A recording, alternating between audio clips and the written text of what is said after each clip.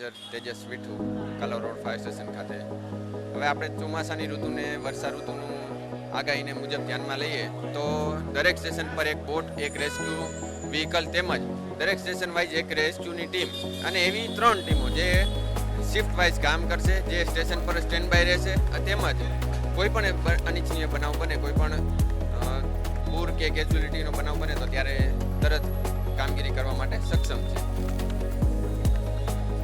એક ટીમમાં 10 થી 12 ટોટલ સભ્યો હોય છે, જેમાં 1 અથવા 2 ઓફિસર તેમજ 4 થી 5 લીડિંગ ફાયરમેન અને બીજા ફાયર ઓપરેટરનો સમાવેશ કરવામાં આવે છે.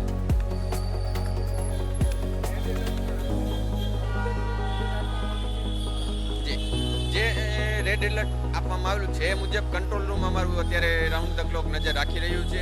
જેવો કોઈ પણ કંટ્રોલ રૂમમાં મેસેજ પાસ થશે તેવો જે તરત સ્ટેશન વાઇઝ પાસ મેસેજ કરશે અને સ્ટેશન પરથી ઇમરજન્સીની ટીમ નીકળશે.